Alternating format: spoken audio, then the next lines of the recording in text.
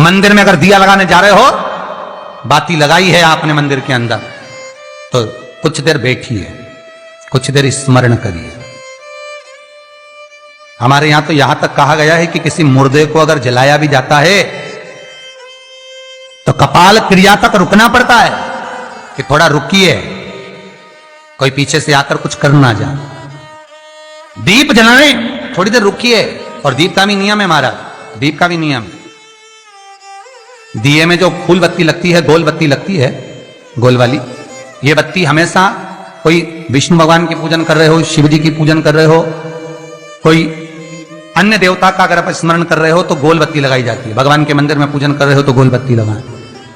लंबी बत्ती, लंबी वाली जो बत्ती होती है लक्ष्मी की पूजन में, देवी पूजन में, जितनी भी माताओं की आप पूजन करोगे, जितनी भी देवियों का आप स्मरण करोगे, उसमें लंबी बत्ती का प्रमाण है।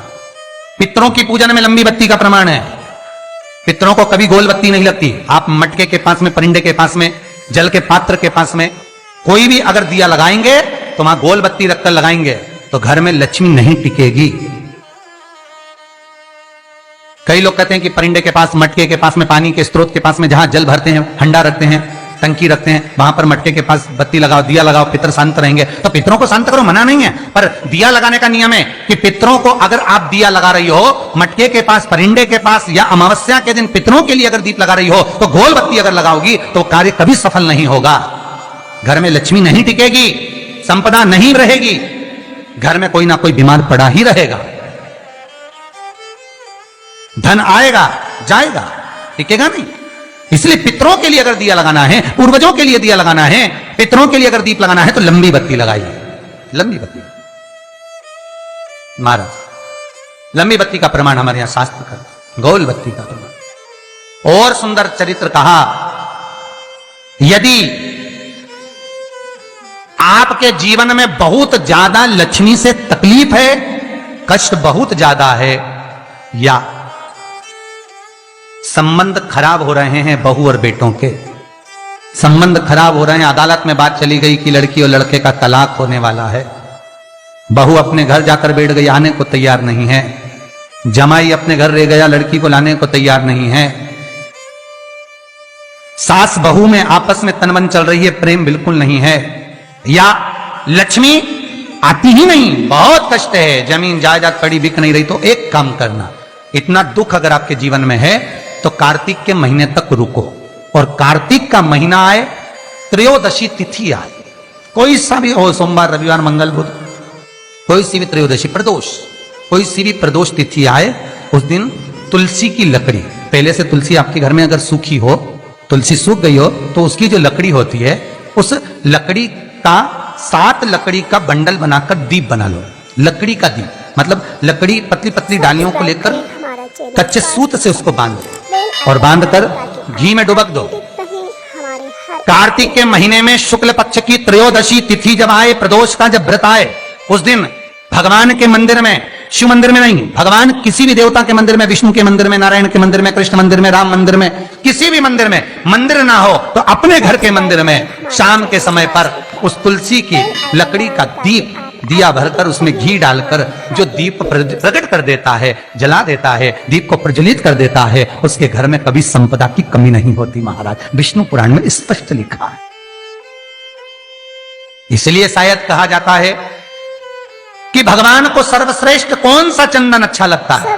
आपको पहले भी कथा में कहा, आगरा की कथा अगर किसी ने सुनी होगी तो उसमें वर्णन किया, भगवान को सर्वश्रेष्ठ चंदन कौन सा, भगवान को सर्वश्रेष्ठ चंदन कौन सा प्रिय है, वो कौन सा चंदन है जो भगवान विष्णु को लगाएं, राम को लगाएं, कृष्ण को लगाएं, वो कौन सा चंदन है जो श्री हरि को लगाया जाए। तो जीते जी भगवान विष्णु एक बार गले लगाते हैं, उसको कहते हैं हरि चंदन। कौन सा चंदन है? हरि चंदन। हरि चंदन बाजार में नहीं मिलेगा, हरि चंदन आपको बनाना पड़ेगा। कैसे बनाना है?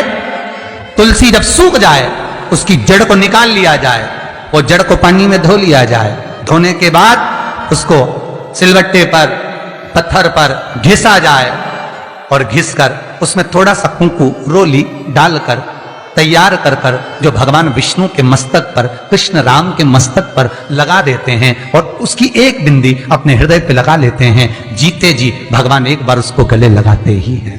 हरि चंदन, प्रियता। जैसे शिव महापुराण में रुद्र चंदन का भाव है, शिव महापुराण में रुद्र चंदन का प्रमाण दिया जाता है। अगर आपने लिंग पुराण पढ़ी हो तो उसका 5वां स्कंद अवश्य पढ़िएगा महाराज, और शिव महापुराण अगर पढ़ रहे हो तो उसका कुमार खंड पढ़िएगा, जिसमें रुद्र चंदन का प्रमाण है। रुद्र चंदन कैसा, रुद्र चंदन का प्रमाण कैसा? तो महाराज कहा, चंदन घिसकर, पीला चंदन घिसकर उस चंदन को 3 मुखी रुद्राक्ष पर लपेट लिया जाता। 3 मुखी रुद्राक्ष पर उस चंदन को लपेटा जाता। लपेटोगे उसके बाद उसको ऐसा गोल करोगे तो एकदम चिकना हो जाएगा, एकदम चिकना, ठीक है, एकदम चिकना हो जाएगा। और उस चंदन को आप शिवरात्रि के दिन, और कोई से भी महीने की शिवरात्रि, किसी भी महीने की हो, सब फलदायी होती है।